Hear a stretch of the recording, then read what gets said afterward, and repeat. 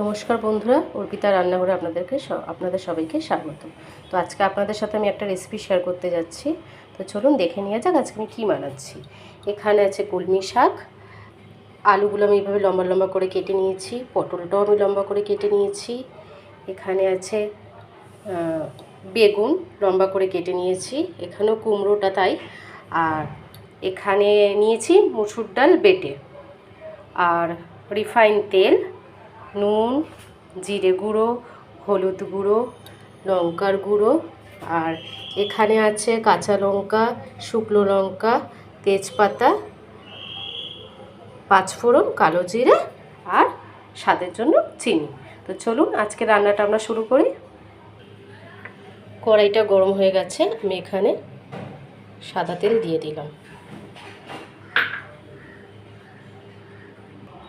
আচ্ছা, যেহেতু আমি এই কলমি শাকটা মসুর ডালের বড়া করে বানাবো, তার জন্য মসুর ডালটা আমি আগেই বেটে রেখেছি। এখানটায় আমি নুন, হলুদ, লঙ্কার গুঁড়ো আর কালো জিরে আর সামান্য চিনি দিয়ে এটাকে আমি মেখে নেব। আচ্ছা, মসুর ডালটা আমার সব কিছু মেশানো হয়ে গেছে। এবার আমি এক এক করে ছোট ছোট করে মসুর ডালের বড়া করে নেব।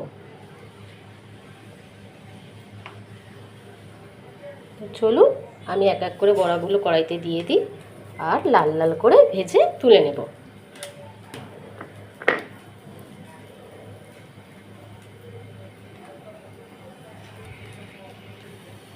বড়াগুলোর এক পিঠ করে ভাজা হয়ে গেছে। এবার আমি বড়াগুলোকে উল্টো করে দেবো, দিয়ে আরেক পিঠ ভেজে নেব। আমার ভাজা হয়ে গেলে, লাল লাল হয়ে গেলে আমি বড়াগুলোকে এবার আস্তে আস্তে তো নাড়িয়ে নেব। দেখুন বড়াগুলোর এক পিঠ ভাজা হয়ে গেছে। আমার বড়াগুলো লাল লাল করে ভাজা হয়ে গেছে। এবার আমি এক এক করে বড়াগুলোকে তুলে নেব।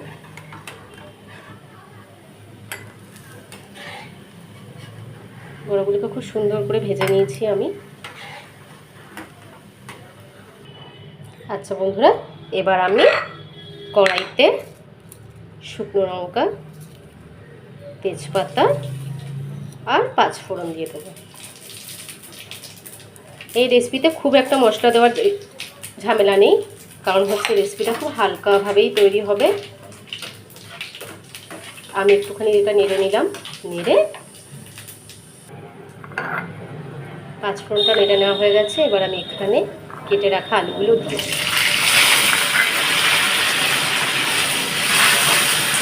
আলুগুলো ভালো করে একটুখানি ভেজে নেব সুন্দর করে। আলুটা ভালো করে নাড়াচাড়া করে নিয়েছি। এবার আমি এতে কেটে রাখা পটলগুলো দিয়ে দেবো। পটলগুলো দিয়েও আমি আবার একটু ভালো করে নেড়ে নেব, যাতে একটু হালকা ভাজা ভাজা। আলু পটলটা একসাথে নেড়ে নিয়েছি। এবার আমি কেটে রাখা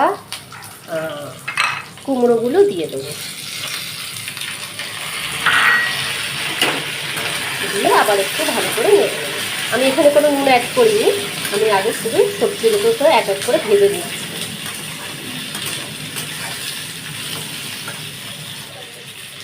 এবার আমি কেটে রাখা বেগুনগুলো এখানে দিয়ে দেবো,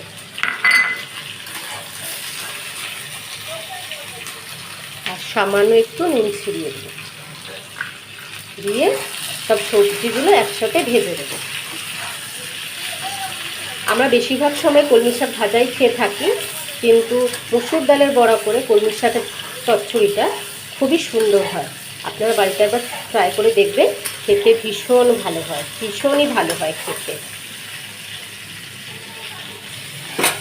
সবজিগুলো আমার খুব ভালোভাবে ভাজা হয়ে গেছে। এবার আমি এর মধ্যে কলমি শাক, কেটে রাখা কলমি শাকগুলো দিয়ে দেবো। এবং কলমি শাকের আমি একটু ডাঁটা দেখেই নিয়েছি, কারণ তাহলে খেতে না একটু বেশ ভালোই লাগে। এবার একটু নেড়ে ছেড়ে দেবো আমি। এবার আমি এতে নুন দিয়ে দিলাম আন্দাজ মতো নুন, হলুদ,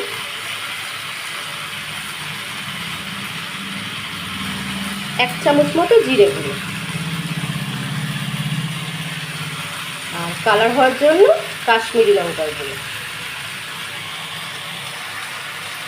আর এখানে দিয়ে দেবো হচ্ছে কয়েকটা কাঁচা লঙ্কা, দিয়ে আমি ভালো করে নেড়ে নেব। সব মশলা যেন একে অপরের সাথে মিশে যায়। ভীষণ ভালো করে সবজিটাকে নেড়ে নেব। সবজিগুলো সব ভালো করে নাড়া হয়ে গেছে। এবার আমি সামান্য একটু জল অ্যাড করব, যাতে সবজিগুলো ভালোভাবে সেদ্ধ হয়ে যায়। দিয়ে আবার একটু নেড়ে দেব। দিয়ে এবার আমি ঢাকনাটা চাপা দিয়ে দেবো, দিয়ে গ্যাস কমিয়ে দেবো, যাতে সবজিগুলো ভালোভাবে সেদ্ধ হয়ে যায়। আচ্ছা, এবার আমি ঢাকনাটা খুলে নেব। দেখুন তরকারিটা কত সুন্দর লাগছে দেখতে। এবার একটু দেখে নেব সবজিগুলো সেদ্ধ হয়েছে কিনা। তো চলুন দেখে নেওয়া যাক। আলু সেদ্ধ, বেগুন, কুমড়ো সবই মোটামুটি প্রায় সেদ্ধ হয়ে গেছে। এবার আমি এতে ভেজে রাখা বড়াগুলো দিয়ে দেবো। ভেজে রাখা বড়াগুলো দিয়ে আমি এবার একটুখানি নেড়ে নেব, যাতে বড়াগুলোর ভেতরেও সব রকম মশলাটা ঢুকে যায়।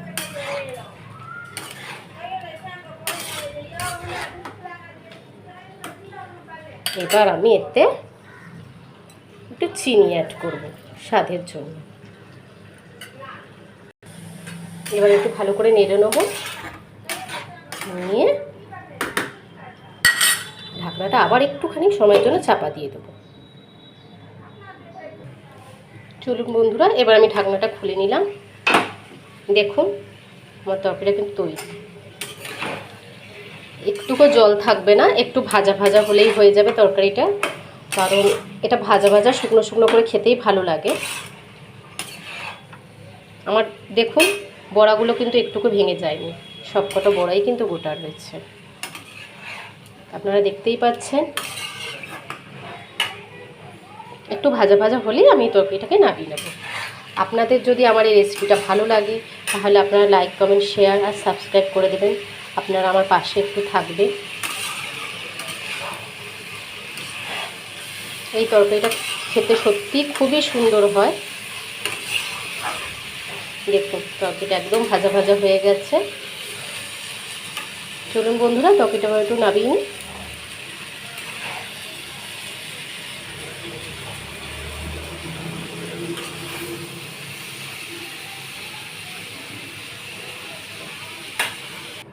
তবে দেখুন বন্ধুরা, কলমি শাকের ডাঁটা দিয়ে আর মসুর ডালের বড়া করে আজকে একটা নিরামিষ তরকারি আমি রান্না করেছি।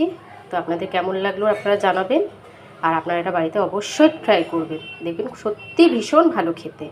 তো আজকে এই রেসিপিটা এখানেই শেষ। এর পরের যে রেসিপিটা আমি করব সেটা আমি আপনাদের সাথে শেয়ার করব, এবং এই পরের ভিডিওটা নিয়ে আপনাদের সাথে আবার দেখা হবে। টাটা বন্ধুরা।